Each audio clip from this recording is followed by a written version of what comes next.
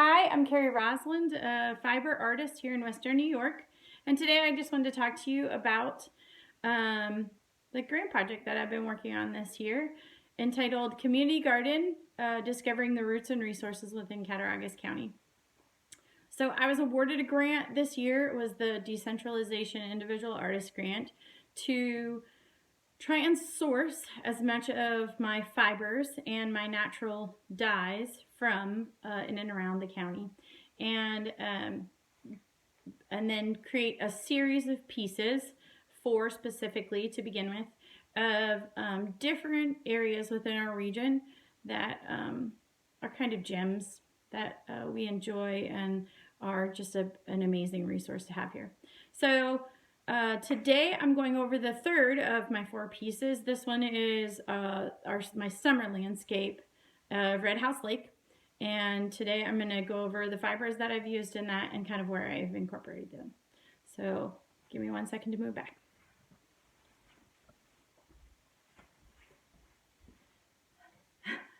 So let's get started with these colors. This was one of the first pieces I did. I didn't incorporate as many colors because you can see the majority of the color in this piece is blue. The background of this piece, which is a wool, it was dyed with indigo, thanks to an amazing fiber artist over towards Cleveland, Sandy Schellenberger. She had some indigo dye baths at her place, which is a natural dye, and she invited me over to use them. I wasn't able to find any indigo or woad, which is another plant that you can get blue dye from within the county. So I was thankful to her that I could just explore using indigo on wool and on fibers. So the blue is not natural. The background blue is natural, but most of the lighter blues that you see in this piece are not. They're synthetically dyed. But most of the greens, definitely all the black, the browns, the tans, and the golden colors, those are all natural dyes. So let's get started on looking at what these are. And you've probably seen some of these before. Here is nettles. Gave me a nice gray. It works out great in our tree trunks, and also some of this background shrubbery. This one is walnut leaves. Again, on some of that wool from Chapman Farms. This one is copper and iron. And this was a great, I ended up dyeing this on some of the pencil ribbing that I had sent off to the mill. And this ended up being a color that I used quite a bit. I've used it in all 4 pieces, and I'll continue to use it. I'll probably end up making a whole nother bath of it, dye bath and dyeing again, just because it became one of the key colors that I used. This one is cherry and apple leaves with an iron mordant, and this ended up being used in the trees on the top and then some of the shrubs on the bottom. This is apple and cherry leaves second. If you watch one of my other videos, you'll see that a second is a dye bath that's used a second time. And then it also was used at Queen Annesley's as a second dye bath. I combined the 2 of them together. And then when I was finished with that dye bath, I put it into an iron as a modifier, which kind of changes it, kind of darkens it or saddens it. And that's how I got this grayish green. Here's staghorn sumac. It came out really dark, but that's because I used the cluster of flowers that were kind of out there in the winter, and that gave me a darker color. And I used quite a bit compared to the wool. This is phlox.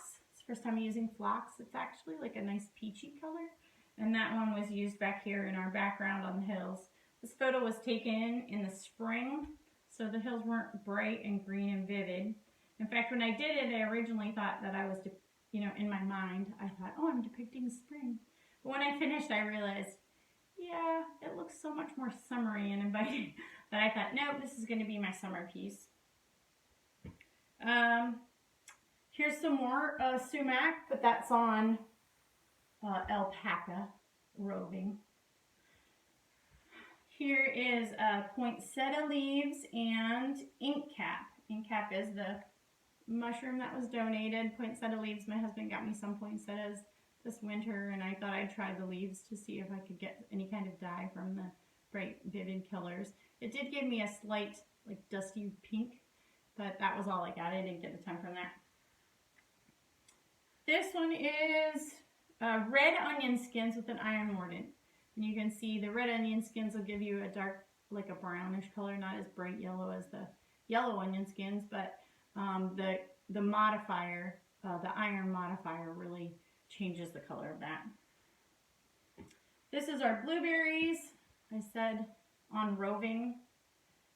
Roving is just where you take your wool and they brush, simply, they comb it so that all the fibers are going the same way. And they make it so it's this nice long piece, and that way spinners, if they're going to spin, they can kind of pull it out and twist it. And that's what they would use for spinning. But anyway, this one's blueberry, I think with a rhubarb mordant, which helps the colors adhere to the wool. This one is honey locust and dogwood leaves combined together.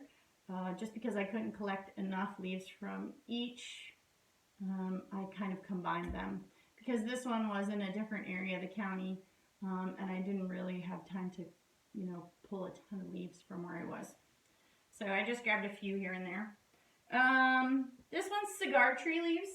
This is from a cigar tree over towards Zoar Valley, which is another great spot here in Cattaraugus County.